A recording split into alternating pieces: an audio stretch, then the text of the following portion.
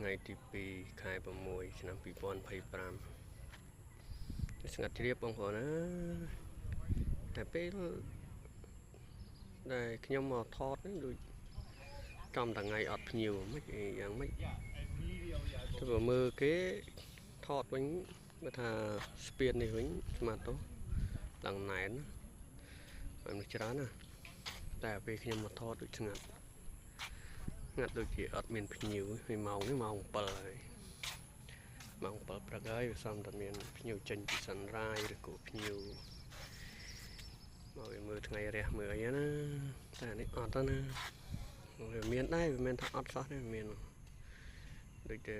ទស្សនវិជ្ជាស្ដែងបងប្អូនមើលហើយនៅខាងនោះស្ពានបដែតទឹក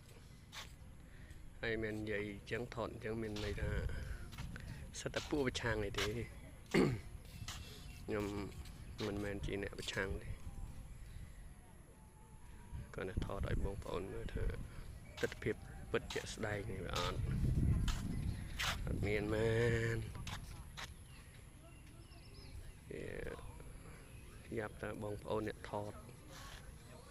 ហើយបងប្អូនកាយនឹង driver វាប្រឈមមុខនឹងបងធនាគារពីព្រោះធាតុពិតវាចឹងមែនតែវាតកតងនឹងសេដ្ឋកិច្ចយើងដែរអត់បន្ទោសថ្នាក់លើអីទេប៉ុន្តែសេដ្ឋកិច្ចវាចឹងមែនហើយទូទាំងសកលលោកតែគ្រាន់តែយើងថាយើងនឹងវាយើងដោតជាងគេបន្តិចហើយនេះបងប្អូនមើលហើយក៏សូមទស្សបារមីវត្ថុស័ក្តិសិទ្ធិដែលថែសានៅអង្គរវត្តសូមជួយថែសាបងប្អូនដែលការពារនៅព្រំដែនឲ្យបានស្នុកសុខសប្បាយនេះជាអង្គរវត្តដូនតារបស់យើងនេះហើយក៏សម័យមុនគាត់ធ្វើរងាស់វែងឆ្ងាយណាស់